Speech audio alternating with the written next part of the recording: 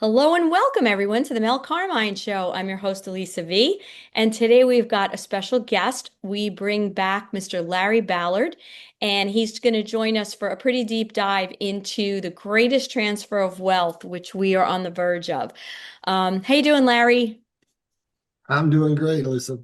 Good. So before we begin, I just want to remind everyone to please tune in weekly every Monday at 4 o'clock Eastern for the forecast with Mel Carmine, Laura Eisenhower, Mike Barra, and myself. And you can catch us live on Rumble at XRPQFSTeam, as well as on X and YouTube at Elisa V Unscripted. And just a few announcements. Don't forget to look in the description box. We've got some of our great sponsors, including Carmine's Gold. If you're looking for crypto needs, please feel free to contact Mel or myself directly, and we can put you in touch with our brokers. Remember that there's a minimum of $10,000 purchase on that, and the direct phone numbers are down below in the description box to contact either of us. And let's also not forget that we're going through tough times right now. There's a lot of chaos. If you're having trouble, you need extra support, you can always reach out to me for my coaching support at elisavalentino.com. Now, Larry, we have got quite a show, but as you know, Mel is producing an amazing documentary right now called Dear Mr. President, which tackles head on the problem of censorship that's affecting every aspect of our world. And this documentary was made to educate about the problem, and it's a plea to our president to help put an end to the war on freedom of speech. So I'm going to just show a very quick trailer of this exciting video, and which can be found at dearmrpresident.net. So I'm going to share my screen here. We're going to watch this, and then we're going to dive deep into the topic at hand today.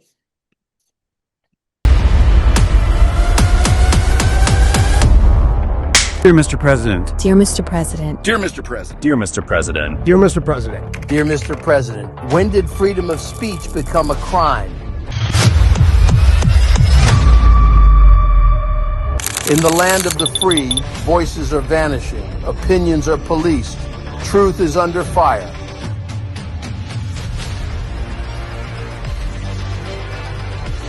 They say it's about safety, I say it's about silence.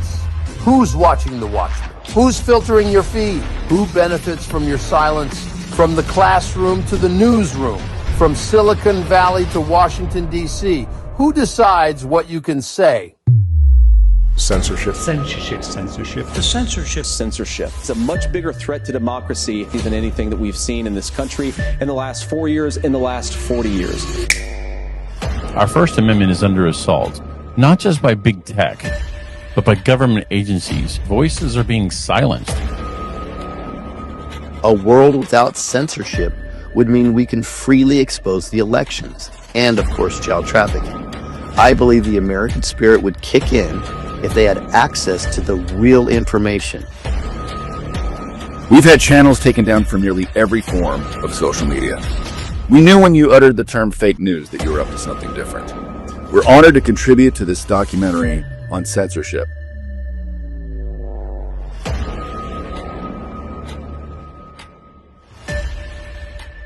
I have only one thing to ask. I just only want to see some accountability from somebody. Just pull that pin and throw that grenade already, buddy.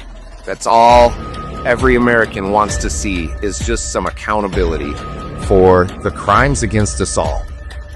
Thank you, sir. And long live the Republic.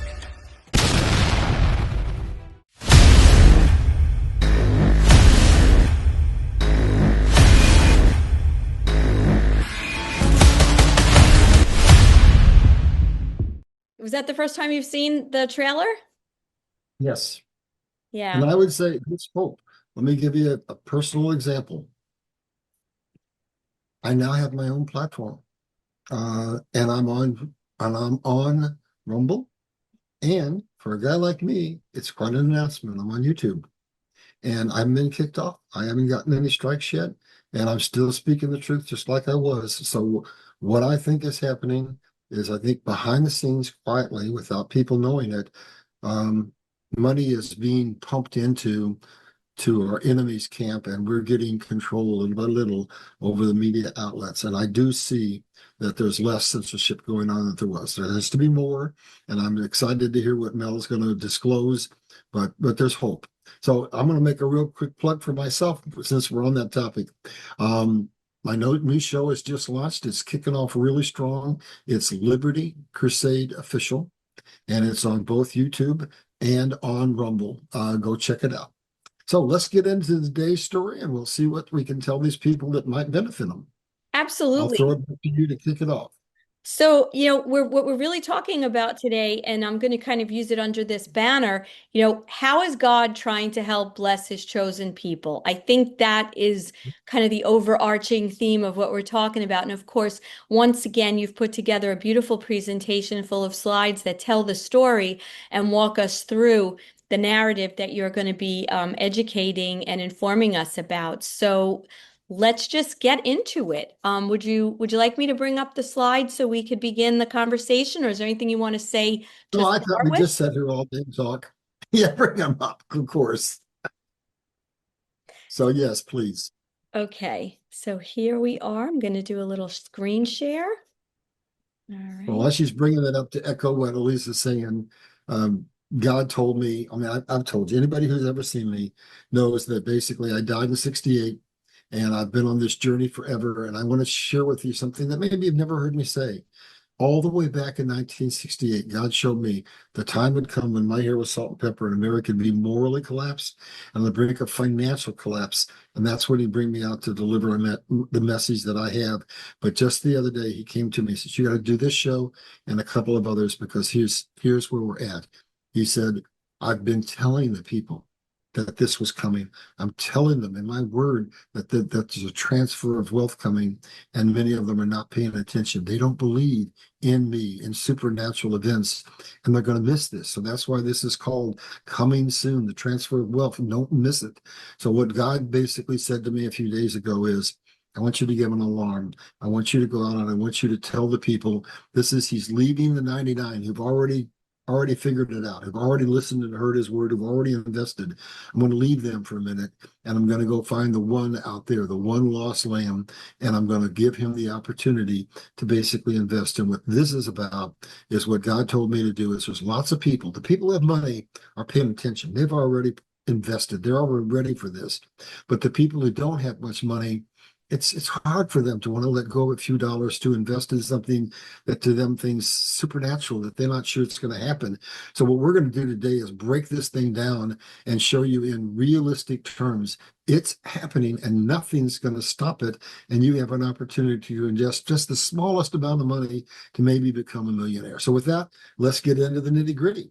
All right. So, and I want to just add a little something to this. And then I have a question before we get into it. But I've been aware of this I guess there's been people that have been aware of this for decades, right? Because this is not something necessarily new in terms of the concept of it. But for myself, I guess I've been involved maybe now for about 5 years. I've sort of known what is to come. I was very aware of a lot of what is in store for a lot of us in terms of wealth and abundance and part of where we're going. But why do you think that so many people are not aware of this? Like, if you could kind of nutshell it, what do you think? Why do you think we know about it and others don't? Because Mel Carmine's movie hasn't come out yet. Good point. Bottom line is we're lied to every day. And basically we've got people telling us things from, all over every direction. And at the best, we're getting a little bit of the truth mixed with a lie, and we're confused and we don't know what it is. And it's just hard for people who are barely making ends meet, working like dogs. And all of a sudden we're going to say that this tiny little investment you can make you a millionaire. And if what you have to do to believe that is you have to get a foundation with God that says you have to believe in those things that are not as though they were. And so that's what this is about. This is about to make this transfer of wealth tangible for people so that they can look at it. If they don't have enough faith right now, we're going to build their faith by giving them a foundation of facts so that maybe they'll step out and they'll make this investment. And then guess what happens? When that happens, with what they thought was not possible becomes possible. And when they come from being financially strapped to having wealth, I hope that what they do is they step back and say, thank you, Lord. And they recognize that there are signs, there are wonders, there are miracles, and God has planned this from the foundation of time. And basically now is that time. All the indicators are there. People have looked for this since we bombed Vietnam, since we went into the Iraq War. And it's taken all this time to set the foundation to have this happen. And it's taken the last 4 years to go drip, drip, drip, to open our eyes enough that we were ready for all the myriad of miracles that are coming. So now's the time. Now's the time, and God is going to show us the way. Okay. So let's take a look. I'm gonna queue up this next slide, which I Okay. think kind of begins it. And I'm gonna just let you go, and I'm gonna, bring in some questions as we proceed. Here's what I'm doing. I'm assuming that the audience that I'm appealing to here is not the sophisticated audience that bought XRP when it was 30 cents. It's not the audience that has, like my son, sold his house in order to get money to invest. It's Right. not that audience. It's the audience that's skeptical. So what I'm going to say to you is, well, let's look at a little balance scale and let's look at what I call risk reward ratio. So what we're seeing is there's several currencies that are going to revalue. We'll get into them later. And the gold and silver, gold's already 3,000. Silver is going to break away, be untethered from gold at some point and go up. And XRP is going to tether away. And basically we're looking at a situation where Bitcoin is just about reached its current high. And I think that people are going to take profits. They're going to break that away and they're going to do an altcoin season. So even the cryptos that sell for a fraction of a penny are going to go up. Now they're going to come back down again, but God's giving people all kinds of opportunities with very little amounts of money to get into this. So we're going to walk you through how you can take just the smallest amount of money and invest it and make a profit. And then as we go through this, it's going to be in several steps, as we talked before we started. You can take that money, get the money you invested back, and now you can invest it in another currency that's going to revalue, or you can invest it in an altcoin, or then you can go invest it in silver, and then you can go invest it in XRP and XLM. So what God is giving us, and each time we do that, and each time God prospers it, hopefully our faith grows. Before this is over, we want to see a dynamic change in the whole planet. It starts with America. And what better way to build people's faith to show them that he's a promise keeper. He said he was going to deliver a transfer of wealth that was like none other. This is not going to be like the Exodus with Egypt. This is not for one nation. This is for the world. So here's the opportunity that I picked for you to spotlight. It could have been the dinar, but basically they're ready to pop. They're going to transfer too, but it costs more. Basically, a lot of my people have been following that for a long time. So I picked the dong because it's cheap, because it gives those people who are afraid to make a risk an opportunity. I got off the phone with my sister today. It took me half an hour to convince her to risk $60 Wow. to maybe make 2 million. So I'm assuming I'm talking to some people like that out there. So what we're going to do in the succeeding slides is we're going to show you this isn't pie in the sky. This isn't conspiracy theory. And now if you get interested, this slide is going to be repeated at the end. But let me tell you, if you're lucky enough to have a bank in your area that sells what they call junk currency, which is what the dinar no longer considered right now, I pick it up for $60 for a million, and then I pay a $7 fee. If you aren't able to find a local bank, you can go to a currency exchange, but they're going to charge you more. And if you can't find either one of those, you can go to capital X changeofamerica.com and you can pick it up there. But either way, whatever, I don't buy from those other sources. I can only tell you what I pay. So it's not going to be a whole lot of money. And you might be able to buy for $60, in my case, $1 million worth of dong. And the numbers that I'm hearing passed around are a minimum of $2 for the revaluation to $371. I'm using the lowest number. So I just want you to look at this and say, over in that scale on the left, you've just laid $60 down. And on the other scale, if what God is promising us happens, there will mysteriously appear $2 million.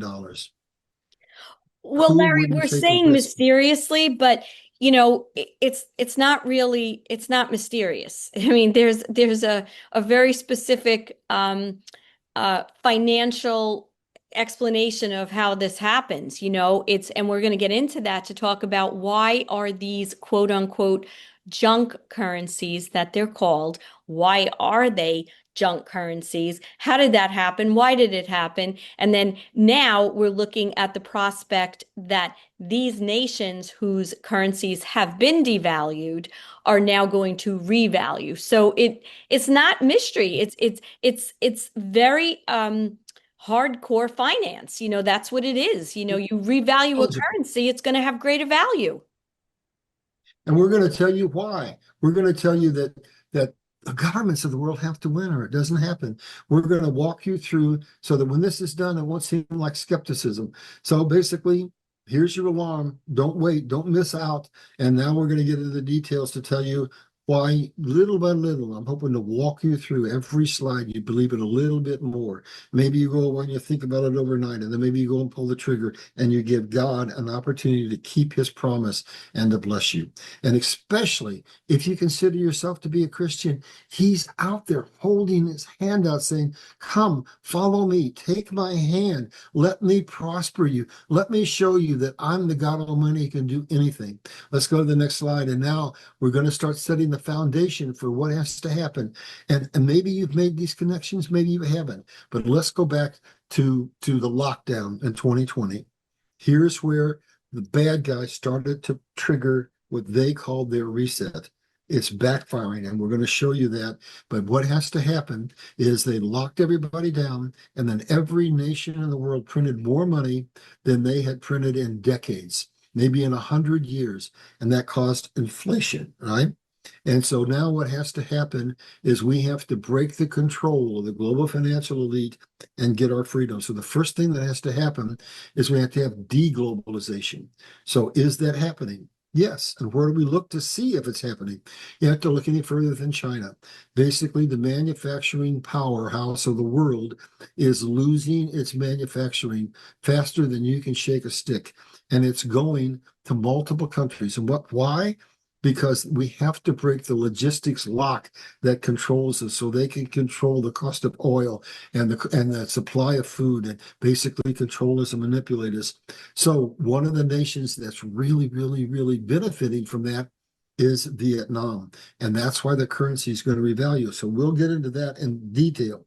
But now, so the whole world says we don't want to be controlled by a logistics network controlled by a communist nation called China. But the whole world is also saying, well, America, we let you be the world's reserve currency at an event called Bretton Woods following World War II, when all the currencies were destabilized and you had your manufacturing intact and you had a lot of gold. So we let you be the world's reserve currency, but you abused it. You printed money to ad nauseum, which devalued our currencies. And then if any nation dared do anything you didn't want them to do, you sanctioned them. What did you do to Russia? What did you do to China? What did you do to Iran?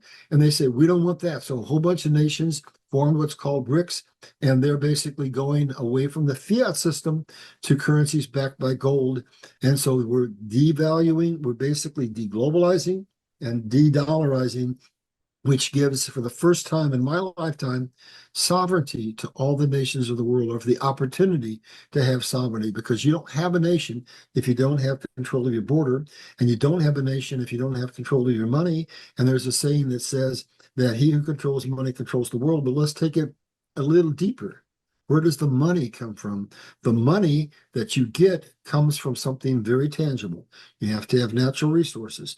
You take those and you manufacture something. You sell it. That brings the money that causes your GDP, that controls your economy. Well, right now, that money is going to the bad guys who control the Fed and they print a dollar, and every time they print that dollar, it's just a decimal point in a computer, but it creates a bond, and that bond they create creates a debt obligation, and so we can never get out of debt. This system has to collapse because every dollar they print, every war they take us into, every unfair trade deal that they put us in takes that debt up, and it's reached a point where every major nation in the world is near bankruptcy. That's Britain, that's Japan, that's China, that's Russia, that's the United States. That's the Great Reset. It's going to fall, and it's going to fall so that it benefits mankind. And that's what we're going to get into as we go into this. So basically, everything is changing. You got a Yeah. question or a I comment, I can actually have tell. a comment, which may lead to a question, but you know, what I think people don't understand, and one of the things we're here to explain to them is that I think it's a very scary comment when people hear, you know, the collapse of the economy, the collapse of the dollar, right?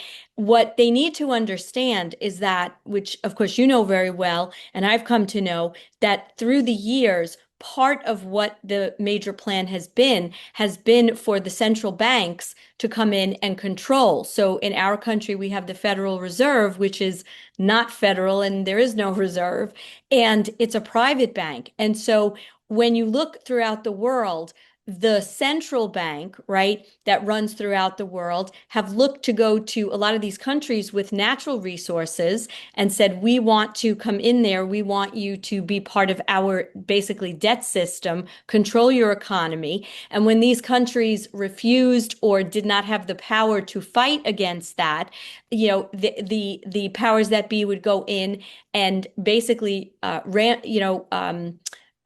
rape their nations basically of all their natural resources, collapse their economy. I mean, these nations that we have grown up, like in Africa and different parts of Asia, saying how poor they are, these people didn't just get poor. You know, they were made poor. And with all the natural resources that they have, they should have been the richest in the world, right? So, what we're trying to explain to people right now is that this collapse is not a collapse for the average American to go broke. It is a collapse of a system that has kept us in debt and kept most of the world in debt. And so the only way we can reap this beautiful gift that God is giving us through this revaluation, through these economies and currencies throughout the world, is for the system that has been in control to collapse so that the new one can take hold. And I think what anybody who's watching this who's not as in the know by studying this needs to understand that this is a good thing, because right now the central banking system benefits those that are in charge and the rich. While all of us work 40, 50, 60 hours a week to put food on the table and provide our families with shelter, in this new system that you're going to be telling people about, we're looking at an opportunity for people to be able to now benefit, live in prosperity, in abundance, and just enjoy being creators in this world and helping one another, which is what we're here to do. So I don't know if you have any thoughts on what I just said. Well, I mean, that is what's happening. I can kind of give you a go off script here a little bit. I'll give you an example. So basically, what we're having is a new Britain Wood. For those who don't know history, we came out of World War II, and all the nations of the world, their manufacturing had been decimated, and there was no stable economy in the world except one, America, because we hadn't had our factories bombed and we had more gold than anybody. And so they came to us, and this is what's happening now. And they said, we can't have international trade because there's no currencies that are stable. America, will you be the world's reserve currency? And we said yes, but we abused it because we printed money to ad nauseum, which devalues their currencies, and because we leveraged our control of the currency over the nations. So now that's being taken away from us. But there's a plan here. The plan is when these events happen, the Dutch, going way back to the colonial era, they were, for a period of time, they had control of the world's reserve currency. Then it went to England. They had control of the world's reserve currency. Now I want you to see the genius of Trump and the hand of God. When they lost the control of the world's reserve currency, they had a 10-year catastrophic financial depression. That's not what's going to happen in America. I want you to feel comfortable, folks. There's a plan here. What Donald Trump is doing, we're going to get into details in one of these slides, is the system has to fall because that's the only way we get out of the debt system and can transfer over from the fiat currency to a commodity-backed system based on God's system. But he's put in a plan that's going to bring us up, down, and right back up again. Bam, bam. And when we come up, we're going to be free. And so as we get into this, we'll go into details that are going to show you how that phenomena is going to happen. How America's not going to have a 10-year depression, but a quick rebound. And Donald Trump is going to fulfill his promise to make America greater than ever. And God is going to fulfill his promise to transfer the wealth from the wicked to the righteous. So let's go to the next slide and we'll see exactly how all of that's going to happen. So if you pull that next one up, I was talking about this without the slide up. So over on the left, I've already kind of gotten into it. Money is created by having natural resources, which you pointed out the third world nations have, but we kept them from capitalizing on it because we didn't allow them to build the infrastructure. They didn't have the roads, they didn't have the highways, they didn't have the seaports. And so we went in and said, oh, we're so nice. We first world countries will buy your natural resources. And we'll steal it from you for pennies on the dollar and hold you in poverty. So now the natural resources get manufactured, they then are sold, and that becomes the genesis of wealth, and that becomes the power that controls the world. And that in the system that's enslaving us now, that becomes the way they control our education system. They control the media, which is what Mel's film is about. That's how they buy the banks. That's how they buy the corporations. That's how they buy the politicians. That's how they control us. We're going into a new system where that control mechanism doesn't allow them to create inflation and deflation and wage suppression and volatility all over the place. It's going to be a system that's stable. So let's go to the other side and look back at the criteria that we started to develop. For that to happen, Am I going peace and back? prosperity. No, I'm just going Oh, to the other side of the slide. okay, But got it. but Sorry. it starts off with something we talked about before. So in order to usher in that period of peace and prosperity, what do we have to have? Just what we started with, deglobalization and de-dollarization. And then what has to happen? We have to have international parity on terms of the dollar. So basically what's going to happen, there's a slide in here, all of the first world nations that have committed hegemony against the third world nations, our currencies are going to go down. But as we go to Africa and we go to portions of India and so forth, and they get access to their natural resources, here's what they're doing in Africa.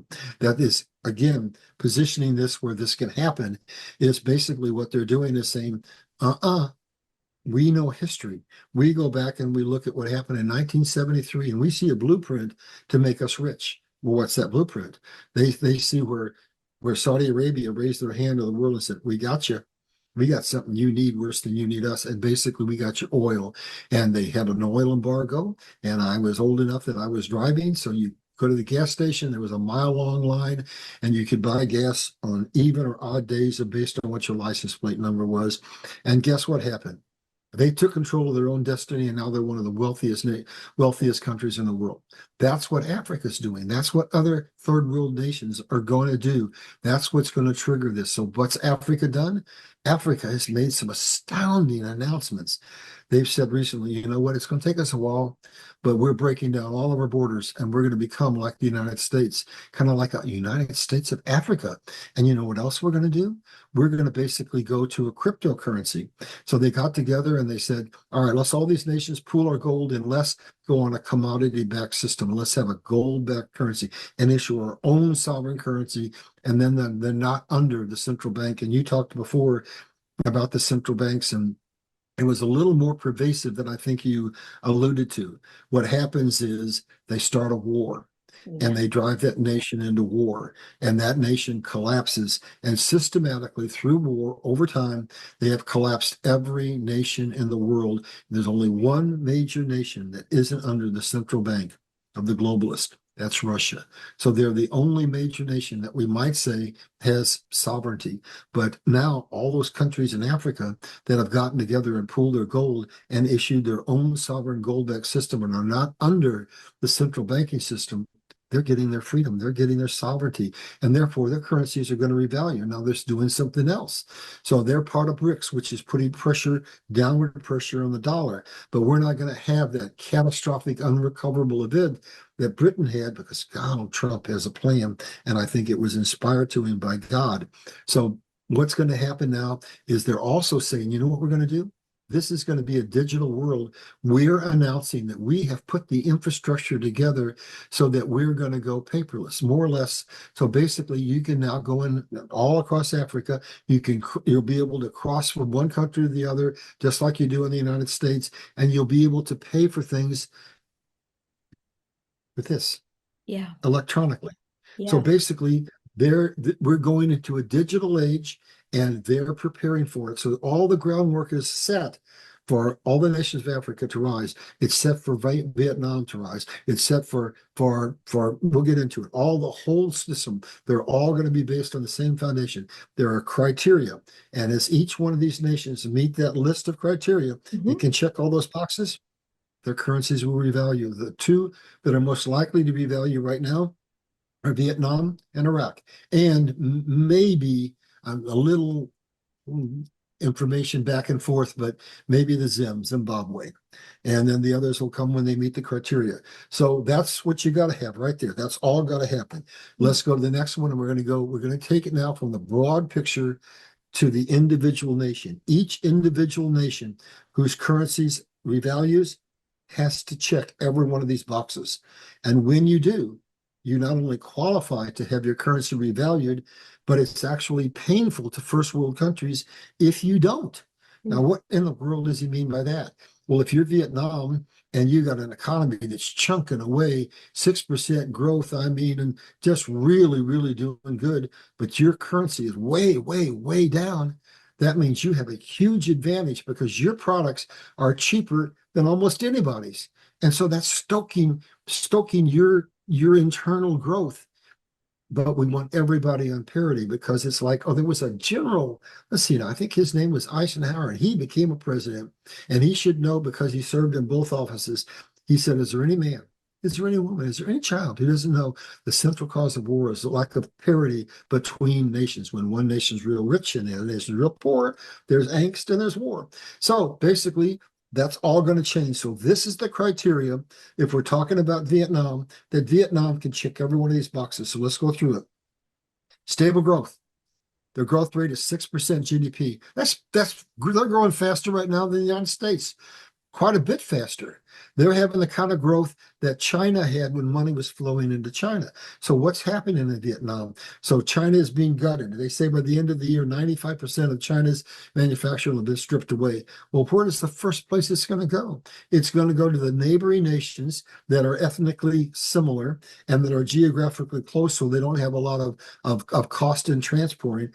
And then it's going to come to countries like us later, because it's more costly to come here, but they're going to come here to America because we make things that other nations can't make. We're the high-tech center of the world. So basically, they have a super fast-growing economy. All right, reserve assets. They don't have a whole lot of debt like America has. So they got another check mark. Stable government. You're not seeing any massive instability in Vietnam. So that's another check mark. Current military conflicts. There are none right now. So it's a peaceful society right now. Another check mark. Adequate infrastructure. Well, before Trump left the first time, he gave him a bunch of money to build infrastructure because he knew what was coming. And what did he just do now? He just signed a major deal on trade with who? With Vietnam and with their neighbor, India. So basically, another check mark. So basically, America is seeing that the money is going to go to Vietnam, but it's also going to come to America because what Trump is doing. So they get another check mark. Manufacturing capability. If you go to Vietnam, it's not like what it looked like in the 60s. They got gleaming cities. They got modern factories. Now they have one of the youngest, what are societies suffering from in terms of demographics? Japan, old people. China, old people. America, not having enough children to basically replace our population.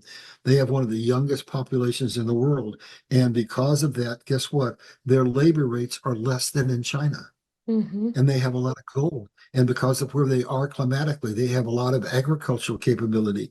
Do you see ka-ching, ka-ching, ka-ching, ka-ching? They're stable. Yeah. They're going to be a major regional power in Asia, period. They already are. And they're really growing now at lightning fast speed because they're the recipients of what's happening, unfortunately, with China and with its economy collapsing. And now I'm going to go back and tell you something that isn't in the mainstream yet, but the source that I got it from, I believe, pretty credible. So I'm going to put a supposedly in front of this, okay? Let's go back to, I always tie the Bible history. Let's go back to 1933. And in 1933, we were deep in the heart of the Depression, and the stock market had fallen 90%. And basically, America declared bankruptcy. And so what happened? Basically, we were penniless. So we got to basically, that's what's happening now. That's one of those reset points, right? So we had to reset the economy. So what did we say? We said, hey, America, we got an idea. We'll just take your gold and we'll take your silver and we'll rifle all of the deposit boxes in the banks. And oh, guess what? If you don't give us your gold, then we're going to give you a gift of 10 years in prison or $10,000 fine. So they took that gold and they used it to create what? To get out of bankruptcy and create a new economy. That's what we're going through right now. Well, That's the let's not also process. forget they did some other things too, which we don't really have the time to get into, but they also used us, us as human collateral, which is a whole other conversation we could have through the birth Well, certificate. that goes all the way back to colonial time, and I think we're better to stick with current times. So that'll all fall apart when basically this new system happens and we're out from under their central control mechanism, which is the central bank. And so, I mean, yes, that's true, but I think it might dilute our conversation from Mhm. here if you don't mind. Sure. All right, so let's see, where were we? So we're just checking off chains, international trade agreements. So what's happening in Vietnam? So they've got a huge domestic market that they're selling to. So that's ka-ching, ka-ching for their environment, right? And then guess what? They just did a deal with us, right? They're dealing deals with all over the places. The manufacturing capability comes in. They have to have somebody to sell it to. And remember, right now, their economy, their currency is really super cheap. So people are wanting to do business with them because they're getting those things for nothing.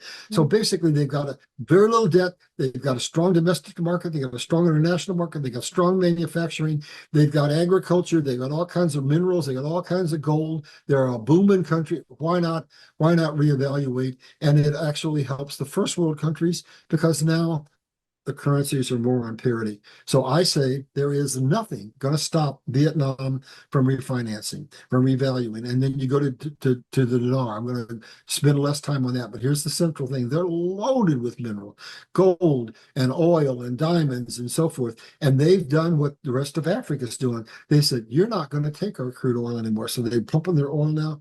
And they're saying, we're shipping it out as refined oil. And so basically, all the criteria is set for those two nations.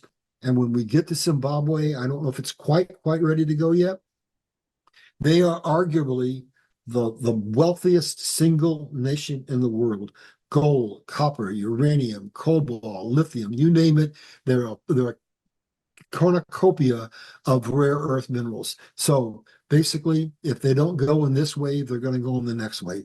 So folks, that's your plan. Now, here's what you got to do. So I want Every to just, nation. for clarity, for anybody who doesn't understand, you said if they don't go in this wave, they'll go in the next wave. Could you just speak to that very quickly? You're talking about the fact that all of these junk currencies or these undervalued currencies that exist, that the revaluation of them, where you're talking about where we're trying to build some kind of parity or close to it, if it's $2 or $3 of what the value is going to be when it revalues, right? So if you pay, $60, your conversation about how it might be worth 2 million, et cetera. However, I think the important thing for people to understand is that this isn't going to be like a light switch. It's going to be where it's going to kind of go one after the other. So you may have a number of these undervalued currencies in these countries. We're talking about maybe in the first, what they've called basket, or the first ones to revalue might be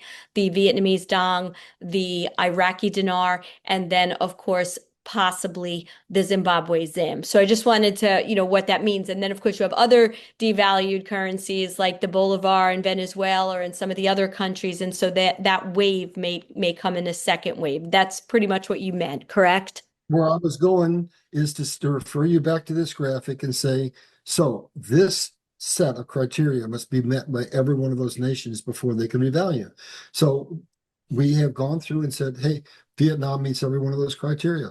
So does Iraq, and so soon I think will the Zim. So basically, when you go to the Bolivar, why isn't the Bolivar revaluing right now? Because there's political instability within the nation, and because they don't have as diverse an economy as Vietnam does. So we're going to get to a slide that's going to show you all the third world countries that are going to revalue, and all they have to do is meet this criteria. So now you've gone to the next slide, and guess what? There are powers in this world.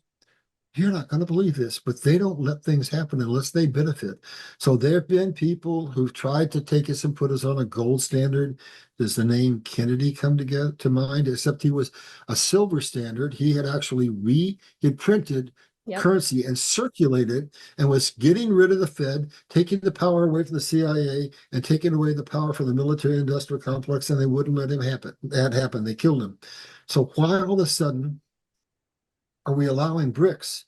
And nation after nation has joined, and we haven't seen one leader of one of those BRICS nations have even an attempted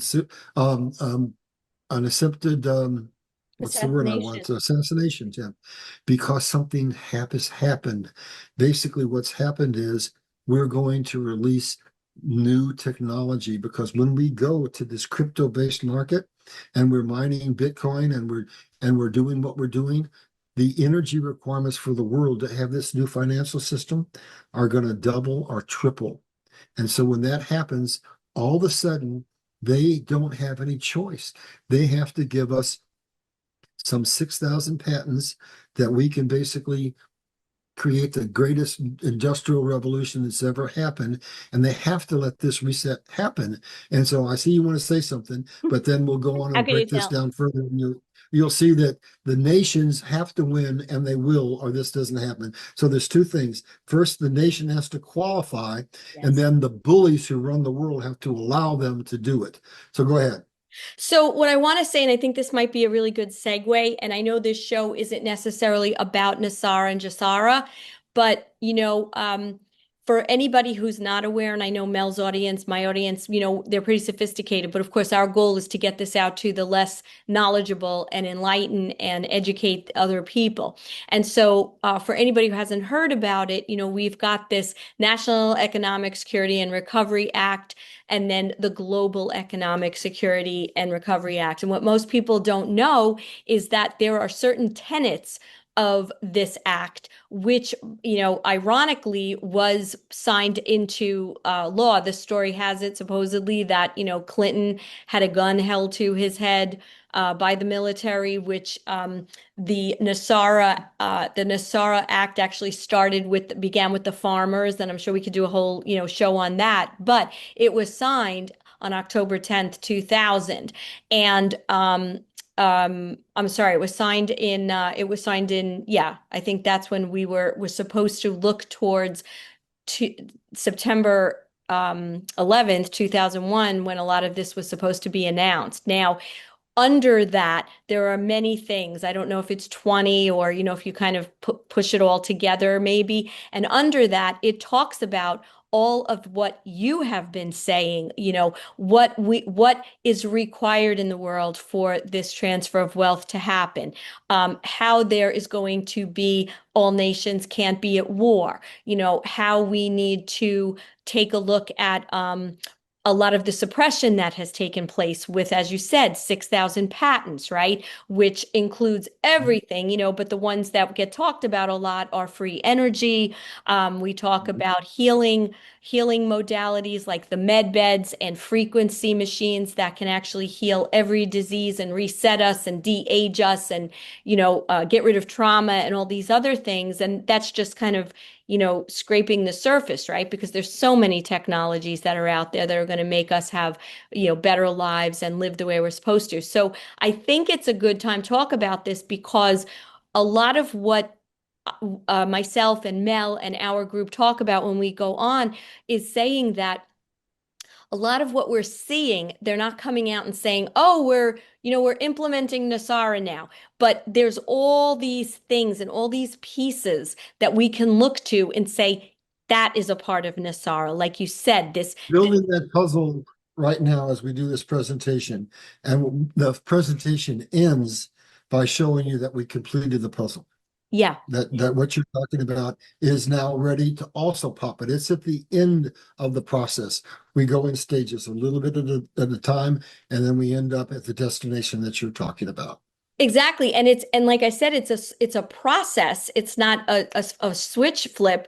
And so when we look at what's going on, let's say with DOGE, right, Department of Government Efficiency, we can see, and Mel always affectionately calls it Department of Jasara, because what we're seeing is how there is a disclosure, there is taking down a lot of the corruption that happened, and it's releasing money and funds and lots of other things that people can actually look at, and it makes sense in their mind, where these funds are coming from. But as you and I are talking about, these funds are coming from a multitude of things that are happening around the world. And what we're going to get into a little bit more in terms of this deglobalization, in terms of putting forth now, rebuilding the economies around the world and having everyone have a sovereign currency, the parity that's happening. But if we kind of had to put it in a box, we would say it's really all part of what NESARA and JASARA are all about, and a lot of what people will see, and it's rolling out in this way, which to me is one of the most exciting things. So just wanted to add that. Would you like me to go back to the slides now? Yeah, we're going to get it drill down in that bullet point by bullet point when we get to the end. Okay. So what you just said the precursor for where we're going. So yeah, let's go back because I need people to understand there are people who keep us from doing things, and unless they allow us to do them, it doesn't happen. So go back to that slide again, and here's what I'm Yes. going to say. The people who control the global system of the world, the banking system, aren't going to let this reset happen, these currency revalues happen, NESARA happen, unless they're forced to. They have to have some wins. So let's look at this win-win. Is there a win for the governments of the world if they allow this reset? There's certainly wins for the individuals, but here's what happens. Do you think that those governments didn't buy all of these suppressed currencies, knowing that the day was going to come when their fiat system was going to collapse and they were going to be to refinize, to recollateralize? So that's what happened when they took our gold, right, in 33. And now supposedly China's in the process of taking the gold from their people, so that's an indication that the financial system is going to be reset. So America, for example, I have based on really good intelligence, has warehouses of pallets full of dinar. And so when we trigger and we make a few million, the governments of the world, especially America, is going to make trillions. And what's that going to do? It's going to allow them to pay off, in the instance of America, large chunks of our $37 trillion national debt. We're paying $1 trillion a year in basically debt service to the central bank for what? Charging us money for printing money, charging us for our labor, which was unconstitutional and proven by 6 support cases. So what's happened? They make money when those currencies revalue. They make trillions. But then you made some millions and I made some millions and somebody made some billions. And the next thing you know, they got their hand out saying, you owe us taxes. So they just made more money. So basically, there's a win for everybody. There's a win for the bad guys. There's a win for us. But when it's all said and done, the power has shifted to our side because that new reset that's like Bretton but that takes us to NESARA. And that's what we'll talk about as we end this presentation.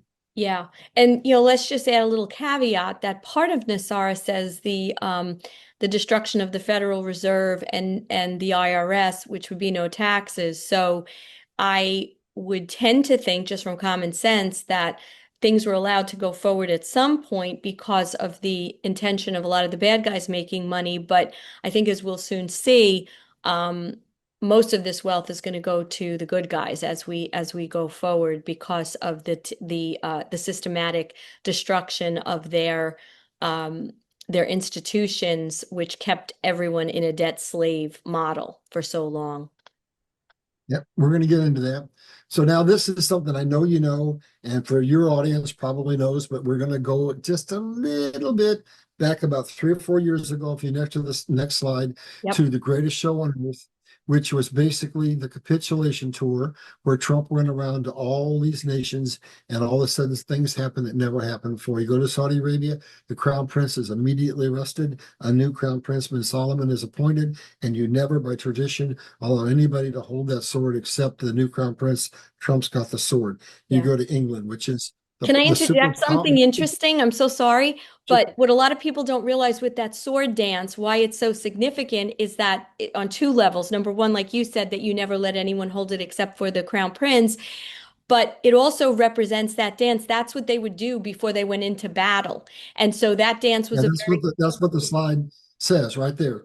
It says we're in we're war going to together. war to get right. And I don't think a lot of people, and this to me is one of the most exciting things that ever happened, because between 2017 and 2018, when most of the unawakened, unaware, people were watching him go around the world, they just assumed it was another, head of state visiting all these countries and, doing kind of their political thing. But what most people don't realize, and I don't want to, step on what you're saying, but it's so exciting because everything was so well planned to go around and get, it's called the capitulation tour because that's exactly what it was. He went to all these places to let everyone know who's in charge, what's coming, how we're going to do this, and how this is basically going to save humanity from this slave system that we've been in. So I'm going to let you finish talking about individually what happened, but people need to understand just how significant this was, and all of these faux pas, if you will, walking in front of the Queen, and all these sitting in Winston Churchill's chair, and all these things that the media, which was of course controlled by the bad guys, were trying to make it sound like he didn't know protocol and he didn't know this. Trump doesn't do anything by accident. Everything he does has a well-intentioned meaning, whether it's his words or his actions. And this to me was one of the most amazing, exciting um, uh, acts of what was to come and what was being put to use. So anyway, I get really excited about this, but I'm going to turn it back over to you, Larry. He was forecasting what's coming. So basically walks in front of the Queen. You never do that. Then he even stopped, turned his back on her and talked to one of her guards. And then Trump, now remember, we may think Russia's our enemy, but if you know history, Russia came to the aid of the United States on two separate occasions. Yeah. In the Civil War, England was going to come in on the side of the South, and Russia said, you do that, we're coming in on the side of the North. So Putin is an anti-globalist. There may be lots of things that make us our enemies, but we share the common hatred of the globalists. So that soccer ball supposedly contained information on some whistleblower information that we're going to find out about soon. And then you go to the Forgotten City. No dignitary has ever been invited to go there and have dinner. And then here's the sum of what had happened. Basically, when that was all done, he had passed the National Emergency Act 1381, I think it was, and basically said anybody who's racketeering, who's child trafficking, who's money laundering, we can take your money. And so basically, England, the Vatican, the World Bank, the IMF, the G7, NATO, the G20, the Fed, and China all capitulated. They all were presented with documents that said, we know the crimes that you've committed, and we basically are taking some of your money. We're negotiating deals. And so let me ask you a question. We talked about the foundation that gave us a bank to borrow money from, right? As this process happens and it's based on Bitcoin. Where did Trump get all that Bitcoin? How much did he pay for it? Well, it kind of, again, my theory is always you go back to common sense. If he's going around and he's on a capitulation tour and he's taking down the bad guys, And then you say, as far as this National Emergency Act, right, that was implemented, I think it was 1381. Then you have all the executive orders, right, that gave him the right or gave us the right to go in and confiscate and take down all of their funds. Who was using Bitcoin at the time? It was the bad guys. So we're So taking. basically, you just hit it. All of that is what is going to set our own bank up to borrow money from was all taken from the bad guys. So let's stop. So God promised us, I will transfer the wealth from the wicked to the righteous. This gives you tells you that's happening. But now we have a tangible example where we have a whole block of an asset that's very valuable that's going to underpin our new economic system. And it was all taken from the bad guys. Folks, open your eyes up. It's right there before you. Let's go on down to the next slide because we don't want to take this all day. Now, see, there you go. There's a transition slide. We're going to go into NESARA. Go to the next one. There it is. We're going to talk about NESARA, but basically, let's go to a slide that's going to give us some details. So we got to lay an understanding. So NESARA brings in a new economic system, and it gets us out from under the fiat system that basically is a Ponzi scheme where we have debt until we can't handle it, and then it collapses. But now the new system is based on all of our agricultural goods, all of our minerals. It's based on Bitcoin. It's based on cryptocurrency. It's not based upon just a decimal point in a computer. And what we're going to find in a minute is when you have things that have intrinsic value in themselves, you can't control them, you can't manipulate it, which leads to a steady state economy and peace and prosperity. That's the basis of what's queuing us up for NESARA. Let's go on down and we're going to go deeper into what you and Mel like to talk about. And that is when you have that system, you're not going to go out and take a gold coin that costs $3,000 and buy a loaf of bread. So what God showed me when I died in 68, that we were going to have this new economic system, but it couldn't be done back in 68 when I had my near-death experience, because it required some very sophisticated accounting and some very sophisticated technology. So we've been waiting for quantum computing. We've been waiting for nanites, for robots, for something called crypto, because now when we get into God's economy, to food, to tankers full of oil, to uranium, to gold, you have to be able to do something with it that you don't have to do on a fiat system that's based on nothing. You have to break it down. So when I was a kid, there was something called a mill. And the mill was 1/10 of a penny. It was plastic.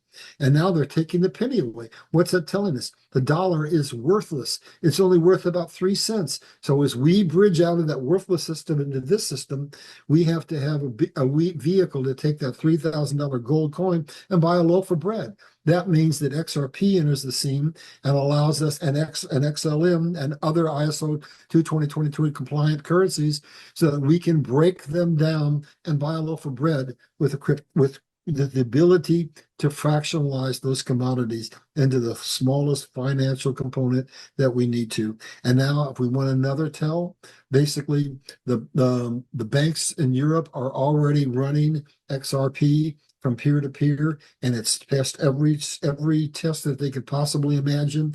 And basically, over in this country, what do we got? This is Crypto Week. All the legislation that's required in order to create the regulations to have this run the economy are being put in place right now. So basically, this is going to eventually, let's go back to that Bitcoin. What did that do? That allowed America to get out from under the Fed and be its own bank, right? Well, Right. guess what? That's what's happened for us. Yeah. We're going to be able to be our own banks.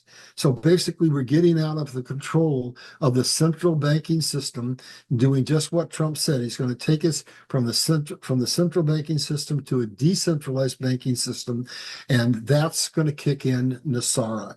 So that's where we're moving, and that's going to give us freedom because we're no longer controlled by the centralized banking system of the global financial elite, and they can't control us and manipulate us because each one of these commodities that underpin this. They just said, for example, guess what? I used to work in real estate and I used to have my own brokerage firm. As of right now, you can go out and you want to buy a house. They will take in consideration the holdings that you have in cryptocurrencies as collateral for the purchase of that home. Are you seeing some sand footprints in the sand, Right. folks? Let's go on down. And in a minute, we're going to get to your chart, and then you chime in, and we'll break down NESARA in detail. But basically, this is what it is. We've been functioning with monopoly money. That's just a decimal point. Every dollar printed creates a new debt, and basically it traps us to where we never ever get out, and they can hold our wages down. This is what Trump is doing. This is something else you alluded to. Go to the next slide. Hmm. And he has queued up, to my understanding, has to go through Congress and get approved, but a new Declaration of Independence, not declared our declaration from Britain, but from what you were alluding to, from the corporation of the 1871. So I'm going to read this bottom part. Trusting our cause is just, and having prayed for the fortitude of brave spiritual weaknesses in high places, we, the citizens of America, make this announcement to the shareholders of the corporation, including the City of London, the British Crown, and the Vatican, and other operatives in the medium and government and society, a second Declaration of Independence for the 50 states of the United States of America. So we're giving notice to all the people who control the central banking system and enslave us. We're declaring a Declaration of Independence, and it's not going to be through a war this time. It's going to be through a transfer of the economic system, where basically the fiat system falls and a sound, stable economy is birthed, and it's birthed very quickly, and it changes everything. Yeah. So provisions are made. Go to the next slide, and I think it'll put a smile on your face. And one thing, just a little history, in on July 4th, 2020, what most people don't realize, when they had the big celebration, I believe at Mount Rushmore, that's when this declaration was essentially, that was the year, if we all remember, when there was the celebration there, that this was, and of course, unbeknownst, excuse me, to a lot of people, that's what was done. Mhm. And let's go forward. And I want to share something. I've got a dear friend who's going to be part of the 2050 celebration tour of America. And let me tell you a little bit about it. It's a multi-million-dollar endeavor. It's going to go to every state, and it's going to restore something. So let me go back in history. Joseph Stalin said, if we can, if we can undermine America's patriotism, its Christian and family values, it will fall from within, like decay, morally just decay, like Sodom and Gomorrah. So they're going to be going around and teaching people. There's going to be big bands to draw people in, but it's going to be a whole year of restoring our patriotism and making us proud of being Americans, of understanding the role that God had for America to basically be the shining light on the hill, to spread Christianity to the world, to be the beacon of the world, to be the basis, to be the nation that helped other nations. And we're going to get our true American history, and we're going to walk out of that year proud to be Americans, and with a whole new vantage point about who we are and who our government is and who God is. It's going to be amazing. It's a multi-million-dollar endeavor, and it is going to bring us to where we say, okay, we'll buy America, we'll build America, we believe in America, we're proud again to be Americans. But here's the slide that you wanted. So this is NESARA. I'll let you loose on it if you want, or I can break it down, whichever. But this is what you and Mel have been talking about for so long. Yeah. So I think what people have to realize is that uh these changes, as we said, are not going to just happen. Like, let's just look at some of the little, what I would call breadcrumbs that we see. We've got during when Trump was doing a lot of his rallies, right? This goes back a few years. He's campaigning, he's doing rallies, little breadcrumbs like across the bottom of the screen. There was NESARA, JASARA, right? A lot of people didn't pick that up. When Trump was coming down the escalator, the famous thing, it says money exchange in the background. Was that an accident, or was that, a subliminal a message to people, right? And now you've got things like, oh, we're going to stop having, tax on income tax on tips and overtime and all these little things. And that's why I keep, I was saying before that it's not going to just flip. everything is starting to happen. But when you look back, it's almost like the compound effect, right? If anybody knows what the compound effect is, if you are trying to lose weight and you stop eating sugar for a week, you're not going to see much, right? You maybe another 2 weeks, you might not see anything. But if you see that person, a couple of months down the road, you're going to go, wow, you look terrific. You really that not eating sugar has taken a real positive effect on how you look in your body. It's the same thing with NESARA. You're not going to see it as it's happening. But now we look back. Now we take a look, a few months from now, a year from now, and we're going to say all these things, whether it's the dissolution of the Fed and the IRS, whether it's, gold, gold and commodity-backed currencies, illegal debt forgiveness, right? All the things that we have debt with, our mortgages and the interest that we pay. So all of this we're going to start seeing. And I remember, quite ironically, because I was a follower of this for so many years and a believer, I remember talking to accountants and tax attorneys, because of what I did in my personal professional life, and saying, well, we're not going to have income taxes, and they would I was crazy, yeah, okay, but now look, who would have thought? Trump is out there saying we got to get rid of the Fed, we got to get rid of the IRS. So all of these things are just going to put us in such a position of having not only our sovereignty, but a position where we no longer have so much poverty around the world, and so many people that are, either dying because they don't have the money to take care of themselves, or in the case of people that we see every day that are dying of diseases. It irks me, it pains me, because there are these technologies, there are ways that we can live to 1,000 or 2,000 years old. And it sounds like space, when you talk to people, but this is the future that we are all in for. So I want to just, turn it back to you for you to add anything. And then I have another question for you. Okay. I'm going to break it down. I'm a pragmatist. I'm a pragmatist. I'm a strategist. I break things down a little bit at a time. So let's start. So the Fed is going to be done away with. So how are we going to do that? Well, basically, it's real simple. We're going to go into that debt forgiveness. But first of all, we're going to go to a commodity-backed gold-based system. And let me just run through what that means right off the top of my head. It means when we get into a gold-backed commodity-backed system, unlike a fiat system backed by nothing, they can't inflate the currency. They can't deflate the currency. They can't have wage suppression. So our productivity over the last 50 years has gone double, triple, quadruple because of automation, right? But our wages actually have gone down because the dollar has become worth less, and we're basically paying more and more and more in the debt system. We're paying $1 trillion a year. So they've controlled us, and they can cause stock market crashes anytime they want.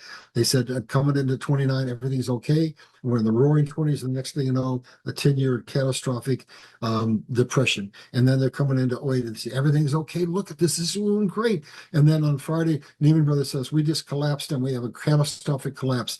They can't do that. They can't manipulate, create a bubble, pop the bubble, take the money, and leave us holding the bank to pay everything, because each one of those things that underpin that currency have a value. And because they have a value and they have a role to play, you can't manufacture things without natural resources. You can't run an economy unless you have a logistics system. All those things are cogs in the wheel that are so intricate that under this new system, they can't manipulate them. So basically, the Fed is going to go away, and here's how. Let's give you some tangibles. So the government just got, in this scenario we've been talking about, trillions and trillions of dollars because of these currencies that reset, right? Well, that's money they can use to pay down the federal debt. Yeah. Right? And Trump is getting in billions from creating, instead of a trade system that causes us to lose money, we're getting, because we've got economic parity, we're making billions on trade. That can go to pay down the debt. And then we, individuals, we get these currencies and we get the crypto and we make money. And then the government gets taxes on that. That can go to pay down the debt. And then we go and we get a whole shift in the economy where we get these new these new energies, right, that are absolutely essential in order to run this new technological era, right? Well, that drops the cost of everything you ever bought, ever will buy in your life. It can be up to 50, 60, 70% of the cost of an item, depending on the complexity of the logistics system, is energy. So all of a sudden, we are going to buy things and they will cost us a fraction of what they cost. Your $30,000 car, when in the 50s, it was $3,000. Right. It's probably going to cost $3,000 again. Your $400,000 house in the 50s, when the dollar was worth a dollar, was 40,000 or maybe even 20,000. All of these things are going to change. All these things are going to create economic momentum that's going to allow us to, instead of going further and further into debt, to start paying the debt off. Now, I don't think we'll pay the debt off completely, because you have to look at the debt in two levels. There's the illegal debt that's imposed upon us because of the printing of our currency, right? But there's other debts, those are contractual debts. I buy a house, I'll buy a car, I buy whatever. That's a contract between me and somebody else. Those debts are not going to go away. But the national debt that costs us $1 trillion is going to go away. And let's go into a little bit more of how Trump is going to create that soft collapse by taking us into this crypto system, by having the stable coin. What he's going to do is he says, we're going to make America the crypto capital of the world. Here's what he's doing. He's saying to all those nations out there, Xi Jinping said, oh, Trump, you just screwed up royally. He said, you're going to be isolated. All the nations of the world are going to leave you and come and buy from us, and we're going to be super prosperous. 150 nations signed, raised their hands and said, Trump, we're with you. We'll negotiate. Yeah. And so basically they're the ones bleeding out and we're doing better. So now there's going to be massive amounts of money coming in, because what happens? What was the genesis of wealth? Remember, it was natural resources turned into goods, sold, and that created the money. So all of a sudden, that's what China's been doing to build their gleaming cities. But guess what? Now the money's not going to China. Now we have pledges already, because of the tariff pressure that Trump put on, for $10 trillion. So all of a sudden, we just got another $10 trillion. We're paying down that debt. Gone. Bam, bam, bam, bam. And now we're coming to a situation where America is almost virtually debt-free and has massive amounts of growth coming in. And it's buy America, build America. And what's he say to this 150 nations? Ah, shucks. You don't want to pay those tariffs? No problem. Just come build it here in America. And we're going to change our tax structures. And we're going to extend the tax cuts that I created initially. And we're going to give you a $1.5 trillion additional tax cuts.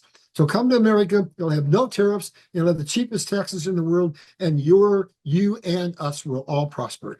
That's what's coming. And that's what's basically we're walking into. Then with that happening, and without the debt over us, then the cost of running the country is minimal. So we go back in history, and how did we run the nation eventually? We're just going to go back to what we had.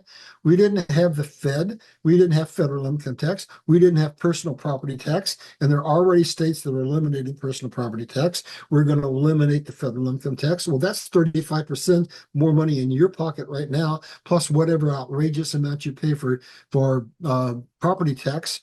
When I lived in Chicago in a golf course, I paid $12,500 a year for property tax. Really, so that's Larry? coming back.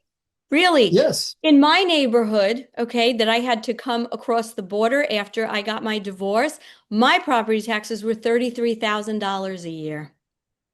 Oh, you're a snob. What can I say?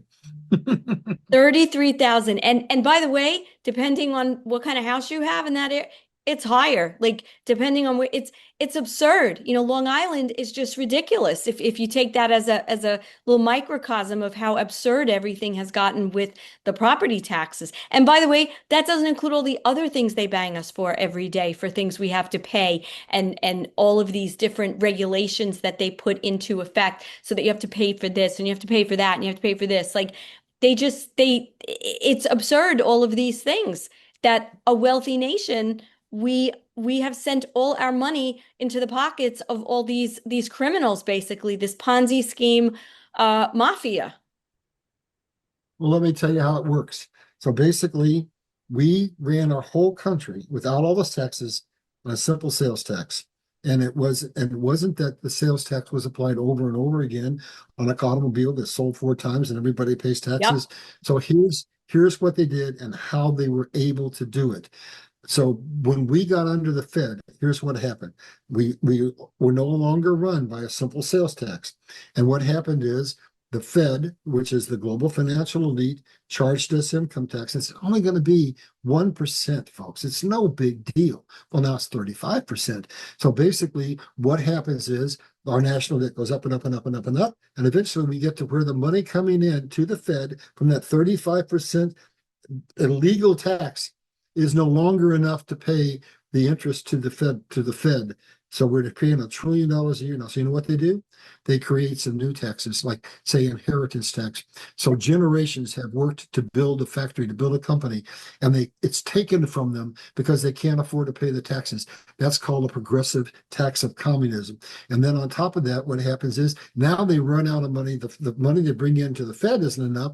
So they created new taxes, and that isn't enough. So now they have to raise those taxes. So what do the Democrats want to do as this last election is coming up? Raise the taxes. Yep. So when we get rid of all of that through all the mechanisms I just said, we pay down the debts, we can run the nation on a simple sales tax. And it's not going to be on everything. It's not going to be on food. It's not going to be medicine. It's not going to be essentials. And it's not going to repeat over and over and over again. So you're not going to have to buy that boat and then pay a tax on it every year. And all these other sort of nonsense taxes that enslave us are going to go away. Now let's go over to the other side. Reinstate our Constitution. So basically, here's how they control us there. They basically use the corrupt judges that they put in place to basically control us. And what do? They pass verdict on a case, and that creates precedents. And then the next time something comes up, they say that's precedence. Right. So let's give you a very important example of how that is killing this nation. We are going to have a census in 2030. And here's what they're doing behind the scenes. You need to understand the underbelly of the enemy. They're saying, based on precedents, Donald Trump asked in the last census to not count anything other than citizens. And they said, no, the precedence is that we've counted everybody in the past, but we've never had a situation where we had 20 million people come in. But we did have a situation where from 1924 to 1965, we didn't even have legal immigration because we said it cost us too much money to bring all those poor people in and put them on entitlement programs, and they couldn't assimilate fast enough. So here's what those whatever. Here's what they're doing to us. The next census, they brought all those people in, and they're sending them to purple states, and they're sending them to swing states, and they're all going to be counted if we don't stop it. And what that's going to do is it's going to flip purple states and swing states to blue, and we're going to lose seats in the House, and it's going to give electoral college votes to the Democrats, and it's going to give massive amounts of additional money because you get the money from the federal government based on the number of people in your state. And so before we even get to vote, cast our vote, if we don't come in and change that, they're already going to have won the election because they will have flipped the votes without us even knowing it through illegal immigration. So that's another thing that they're barreling in here, and that's also going to change because Trump is already working on getting that done. So can I should I go on and finish this? Sure. The other aspect of that we have to remember also is that part of NESARA is also to go back to common law. Okay, so a lot of these precedents that you talk about fall under maritime law, which is all part of the bar. And from what I've heard and what through my own channels is that a lot of the bar, which comes from England, right? That a lot of that is sort of already being kind of done away with, and that there's a plan under NESARA that now our advocates or lawyers, however you want to refer to them, will now be retrained under common law in addition to the judges. So clearly, I believe what you just said could have been or was their plan. I don't personally think that's ever going to happen because we know that as this is being rolled out, we're going to be living in a very different kind of world. And to your point before about how all of these taxes weren't able to pay for the debt, well, let's remember that most of our taxes that were collected via the IRS, which is basically a collection arm, and a Puerto Rican corporation that is working for the Fed didn't even go to our country, right? We know that that went elsewhere and that went, so it wasn't even going towards any kind of debt. It was going to line the pockets of the elite and, which is a whole show we could do in itself. But I think the happy news or the good news is that we're going to be seeing that a lot of these structures are going to be destroyed, just like we talked about the de-dollarization. All of these structures that we have come to be enslaved by are going to go away. So you might not even have precedents anymore because that whole legal system that is basically a way to control us and collect money from us is going to be dismantled as well. But go ahead. That's where I was going. Basically, what we were saying is that we're going to go back to the tax system we had, sales tax. We're going to have a new Declaration of Independence. And look at the top bullet point on the right. We're going to have a new constitution. We're going to go back to our original constitution because all these laws based on precedents were nothing more than intentionally undermining the constitution, creating a legal dictatorship. So as this unfolds, there's more to it than about money. We're going to get rid of a 2,700 plus page constitution and go back to our simple constitution, get out from under admiralty law and go to the system of government and the system of economics that this nation was founded on, that made America the youngest nation in the world, the wealthiest nation in the world. We're almost done. And then increased benefits to seniors. That's just a benefit. We paid into it. They rated Social Security. We're not going to get compensated. And the number that I've heard is that most people are going to get around $4,500, which is a livable amount of money compared to the pittance that a lot of people are getting. And requires, this is the essence of it. You cannot have a stable economy, global stable economy, unless there's a requirement to participate in this. Stand down your military. Let's have peace and prosperity, which is easy to do when every nation has relative economic parity, and then release those 6,000 patents so that we can build manufacturing, bring in all kinds of technological revolutions that are going to basically prosper the world in ways we can't see. That's NESARA. That's the quantum system. So here's how it comes. The many paper, we talked about an analogy we had. Let's go to the next slide, see what the next slide is. Yeah, let's talk about this next slide, and then we're going to go back to where we started, and we're going to make sure people understand how they can little by little get into this. And when we get to NESARA, they're very happy. So when we go to this new system, and it's not based on fiat currency, Voltaire said the ultimate value of all currency is zero. It's monopoly money. So what's going to happen is when we go to this new economic based system that's based on commodities that requires quantum financial system, XRP, blockchain, they'll no longer be able to inflate, deflate, cause weight suppression, cause stock market collapses, cause boom bust, cause national consumer debt, cause poverty and division, and cause chaos throughout the world. It's gone. Their control mechanism is gone. He who controls money controls the world. They no longer control the money. They no longer control the world. All the 8 spheres of influence are given back to we the people, and our democracy was never a democracy. We are a republic. Our republic is restored. Our constitution is restored. Our economic system is restored. And here's the thing, God. We're not going anything new. All of that is just who we were and what our governmental system was in the first place. We're just going back to safe ground where we started, to the nation that made us great, to the system that made us great. So I want you to look at it and say, it's not pie in the sky. It's just restoration. That's all it's all it is restoration. So we got a couple of more slides. I know we've been on this a long time, so I'm going to try to speed up. Let's go to the next slide. This is just one, and I don't remember if I accidentally said, I hope I said admiralty law, or if I said military law, it might have been, but I meant admiralty law if I said that. Okay. Transfer. That's okay. They understand. So the transfer will occur in stages. This is what we were talking about, right? Yes. As necessary requirements are met. So that's that check. We said, Vietnam, I'm going to check, check, check, check, check. Then the currencies can revalue. So currencies will revalue as the criteria are met. So it's a very logical process.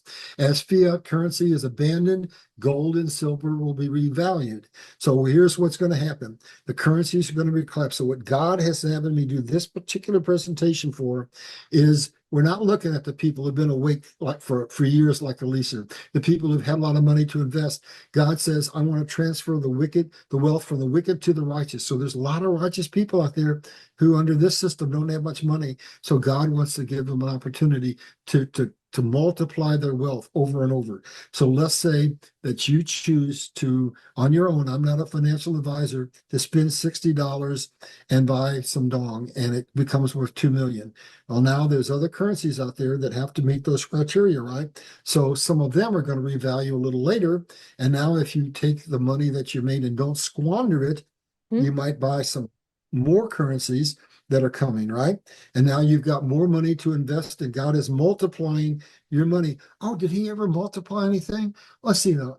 I think there was a sermon sometime, and there were about 5,000 hungry people, and he had a loaf of bread, and he had a fish, and he fed them all. So can he multiply your assets? You bet your bit he can, but he needs you to be part of the process. So now let's go to the next step. So now what's happening is those currencies are revaluing. You're dipping in, and you're getting a little bit here and a little bit there. That cheese is moving, and each time it moves, you go to where it goes and you take a little nibble and you become more prosperous. So here's something that's happening that goes into the crypto market. Now, this is speculative. I want to be careful when I say this, but here's what happens. People are greedy. Something goes up, they sell it, take a profit, and they put the money someplace else. Does that sound like human nature? Mm-hmm. All right, so we're going into what they call the altcoin season for those people who are in crypto. We are reaching the point where you see the massive increases that are happening in Bitcoin are slowing down. And when they get to a point and meet a resistance, the people are going to come out and then they're going to take profits, and they want to put that money someplace, and they know that the dollar is devaluing rapidly. So they're going to throw it over into crypto and hope that they can put it over there into meme coins that have no value except for the greed of people. And now I happen to have bought one called Shiba, quite a bit of it. And I believe that as we go through this season and money leaves Bitcoin, it's going to flow over. And then at some point, they're going to say, all right, this went up, this went up, this went up, and greed, and they're going to sell. So I'm going over and I'm saying I've got triggers set where when we reach certain little platforms, they're going to settle a little, 10%, 10%, 20%, cash out. And I'm going to feed at that cheese that got moved one more time. And so now I'm just going down and letting God prosper me a little at a time. And I'm accumulating money. And then now what's going to happen is we're going to go to gold and silver. And basically we're going to restore things. All we're doing is restore things. There was always an intrinsic difference between gold and silver. 16 silver coins bought you 1 gold ounce. And so if you look at that revalue and getting restored back to where it was, silver is probably going to go to $150 to $200. So, but now let's look at that, and you'll see why I told you not to buy silver, but to buy the dong, because now you're going to pay $30 or $35 for silver, and it might go up to $200, but you might pay $60 for 1 million dong and get $2 million. Right. So I'm trying to give you the biggest win first, and then let you nibble at the cheese as we go down, getting wealthier and wealthier, taking the money you've invested back each time and taking your profit and reinvesting a portion of it. And so now we've gone through the currencies, and now we've gone through the alt-call season, and now we've gone through the revaluation of the silver and the gold, and that creates the basis for our new economic system. And what's left? The cryptos, the real cryptos. XRP. What's left is XRP and XLM. And guess what? In my opinion, it has to go last, and here's why.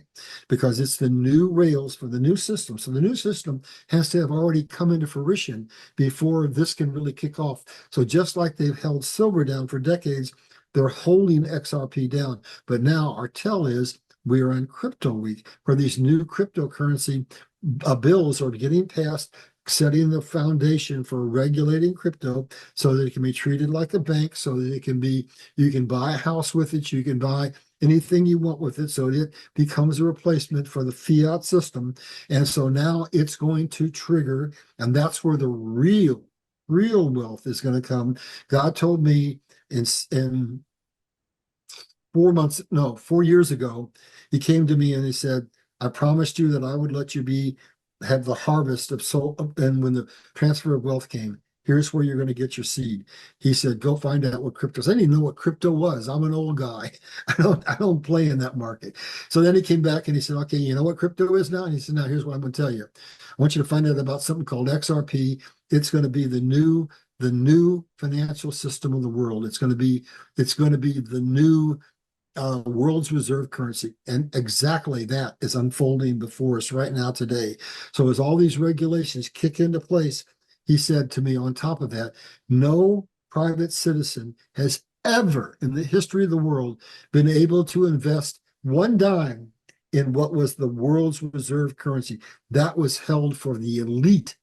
So now he said, my children will have a chance to not eat the crumbs from the table, but to eat the delicacies of the world. I am giving you an opportunity to do something that you've never had an opportunity to do.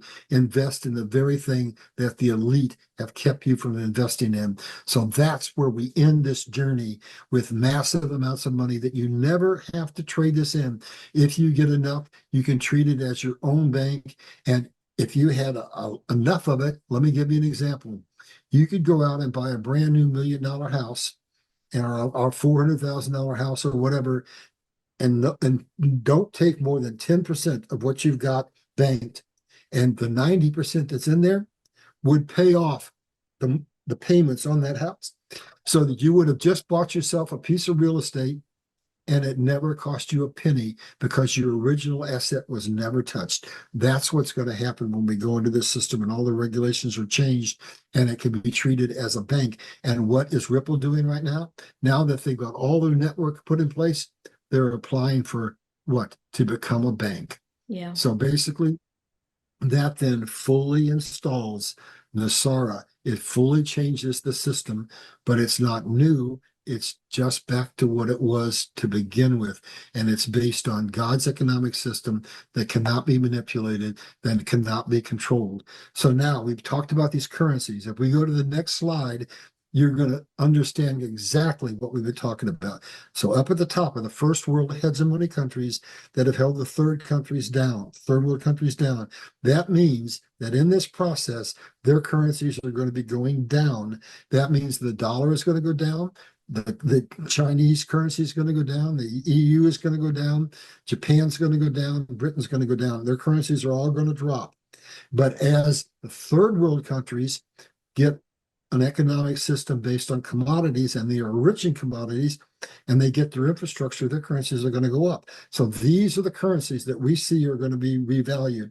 All of the 54 nations in Africa, Vietnam in Asia, India right across from them, Venezuela when they get some economic or political stability, Iraq and Brazil. Those are the currencies you're looking at to track to see when does that one meet the criteria. When does that one meet? And then you can say, okay, now I can go put a little bit of money towards that currency. So that's what God is unfolding, and it's right there. And what does that do? That creates the steady state where there's no war, and where Eisenhower, what he said is true, that the principal cause of war is discrepancies between economic standards between nations. And now what does that do? That takes us back to Bretton Woods. We've been having a new Bretton Woods, and people haven't known it. They haven't seen it, where we created a stable economy. So what happens with these revaluation of these currencies? They're junk now. They can't be traded on the Forex, but when they meet those criteria, they're no longer junk. So now they can be traded internationally across the world. And so as these kick in one by one, we're creating a new Bretton Woods, a new international trading system based on stable currencies, based on commodities, based on God's economic system. And there we go. We go to the next slide. And what happens is we get control of the money, peace and prosperity washes over the world. And then we go back to that last slide, except I want to talk about my book. And I just want to say, think about what you've seen. Come back and watch this if you need to. And maybe it's not a far reach to say, if you bought into this, I'm hoping for your sake, you'll be willing to risk $60 to maybe make 2 million. I mean, that's an unbelievable opportunity. Maybe you'll be able to believe that God wants to bless his children. And then maybe you'll see now the blueprint that we've laid out for you. So you can take a little and turn it into more and more. Oh, that takes us back to the Bible again. That's that story about the rich man who leaves and he gives his servants money and he says, I'll come back. And what did they do? Some of them buried it in the ground, and he took it from them and gave it to the ones that invested in him. So I'm hoping that you won't be that servant that has what you have taken away, the little that you have, but I hope that you'll invest and God will put the seed in the ground that will allow God to multiply you. And when you do that, when that happens, I hope you'll bend your knee and you will say, God, I know that you, a supernatural, all-knowing, all-loving God, prospered me and prospered this nation and prospered my children. And thank you. And we will have what this is all intended to be. It's not about the money. Money can be great, but it can be the root of all evil. It's about causing mankind to bend their knee to God and give him the credit for what has happened. And we usher in the greatest spiritual awakening the world has ever seen. And then the true wealth comes in, and that is spiritual enlightenment. That's where this journey ends, not in giving us money, but in giving us time where we're not working 60 hours a week, where there's not a husband and wife working, but just one, and where we have time for personal development and spiritual development. So with that, let's go to the last thing, and then let's have you wrap it up for us. So right now is a pinnacle time. I want people to know we are not and never have been a democracy. A democracy is mobocracy, and it is basically, Franklin said it, the minute those least willing or least able to work understand they can take money from the public coffers, that would be entitlements, folks. It's just a matter of time till the economy collapses and the government's basically in ruins. So that's what we need to understand. We're not a democracy. We are a republic. And most people don't even know what a republic is. Right. So everything you need to know that will make you a proud American, make you willing to stand up and able to stand up and help usher all this in, is in this book. It will tell you that we are a republic, a government of the people, by the people, for the people. It carries a certain set of requirements that you be educated, that you be informed. That means we have to have the truth that Mel is talking about, that you be a citizen of mankind, that you be willing to vote for what's in the best interest of the nation as a whole and not yourself.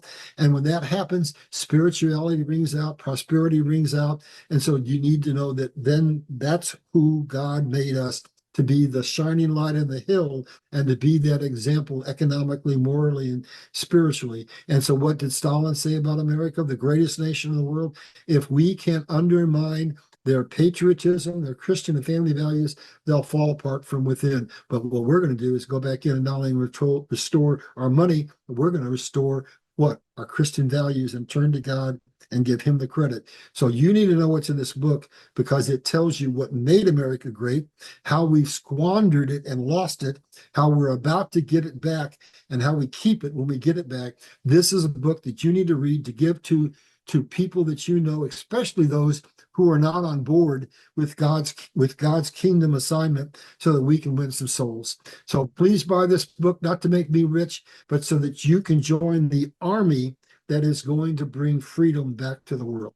Back to you. So folks, if you want to take a shot of this QR code, I'll leave this up for a minute, and we're going to put in the description box. We'll also have the link and Larry's information if you want to get in touch with him. This was incredible. This was really incredible. Can I ask you to do one more thing? Go back up one slide and let them take a picture of where they can go to buy the dinar if they decide to. Of course. Yeah, if you want to repeat that. So you as you said, you can go into the bank if you're lucky enough to have a bank that is still and will currently sell the junk currencies, as we've called them. But there's also, you can go online to this site, which is exchangeofamerica.com. So you might want to take a screenshot of this. And as you said, there might be a little more in fees, but you're still talking about, think about $60. We waste that. We waste that on nonsense, and for that type of return, it's just a no-brainer, and And even if it wasn't two, even if it was one, even if it was a 500,000, like what would that do to your life, and to what you're doing? So, Larry, I can't thank you enough. I love having you on. We always just get into such amazing conversations, and your slide presentations are so well done and so helpful. So, I think on that note, I think we've covered just about everything on this reset that we're You're hoping to one of the happen. few Let me people I ask you do one shows last with. question. We spoke, Mhm. Okay. ad nauseum about the fact that nothing's going to happen, with the flip of a switch. And I don't like to get into to timing, but is this something that you see is going to the revaluation within the next year? Ah, let me see. Anybody ever heard of a dude called Kim Clement? Yes. I've met him and I followed him, and I believe that people got it all wrong. He started making prophecies about Donald Trump in '07, and then he made prophecies about when things were going to happen, and everybody wanted it so bad that they thought it was going to happen. Bang, bang, bang. No, they didn't understand. Here's what I'm going to lay it out according to what Tim Clement's prophecies laid out for us.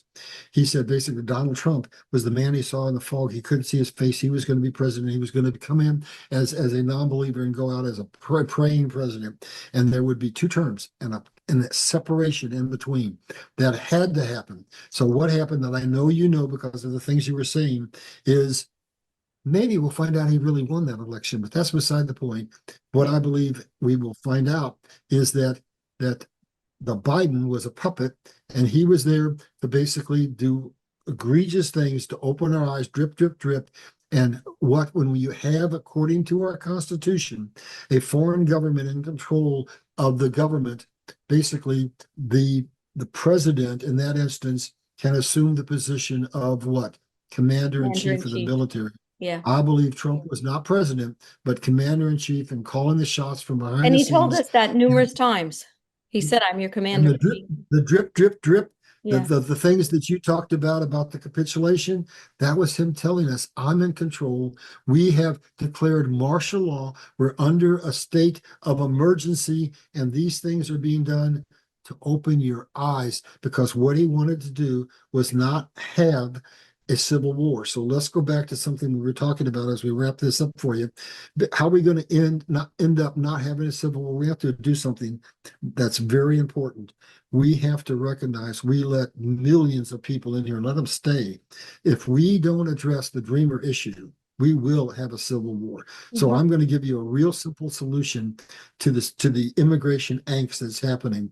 Create changes that allow most of the people to decide to self-deport. And when NESARA kicks in, that will help them decide to self-deport. Yep. We're going to take out the bad guys, but here's what we have to do to not have, in the meantime, a mass insurrection. We have to basically say something like this: from a certain date, whatever it is, 2019, whatever, anybody who can show proof that they were in that country before that time, before this mass entrance came in, you can get a G on your driver's license for grandfather, and you don't ever have to be worried about your children being deported or you being deported, because we carry responsibility for having let you come and stay. So we can basically, this whole thing can be a smooth landing, both economically and culturally, and we can walk into the greatest miracles you ever want. So back to Kim Clement. So Mhm. what Kim Clement says is that there'll be a chaotic spring and summer. Whoa, unbelievable weather, earthquakes, the war in Iraq and Russia, and so I mean, pure chaos.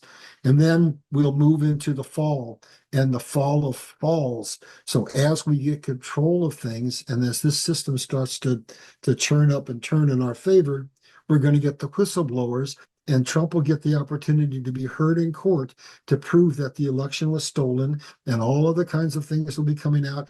And that again takes the people and opens their eyes so that they can see the truth. So we have a peaceful transition. right? So that's the fall and the fall. And then he says basically we'll be happy by the winter time.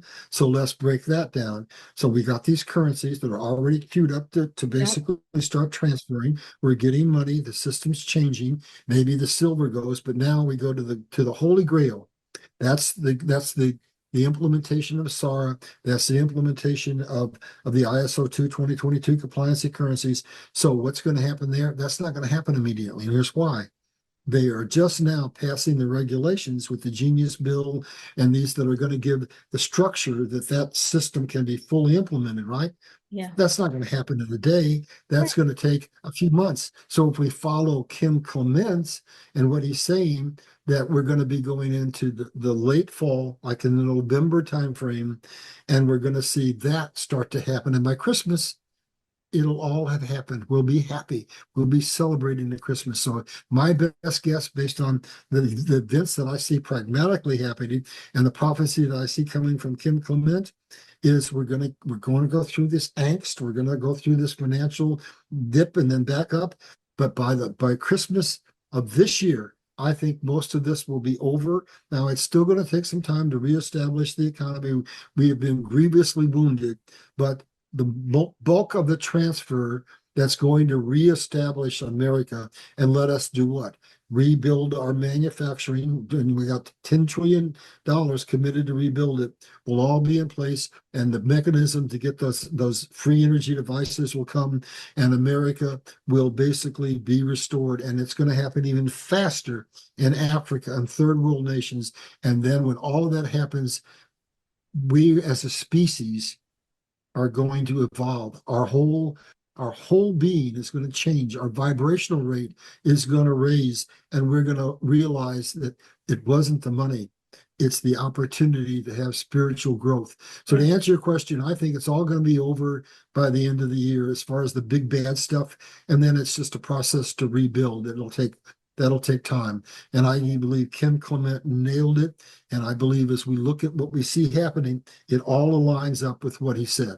So that's the best answer I can give to your Yeah. question. And of course, none of us know. We're speculating, I mean, you can't count on things before they happen. That's just common sense, right? Mhm. But that's if you look at that, that's kind of falls in line with a lot of what we've heard, and what's out there and time frames and years. But this was amazing. I want to thank you so much for sharing all this, and hopefully we're You're helping welcome. people to figure out how to increase some of their financial wellness so that they can live more free and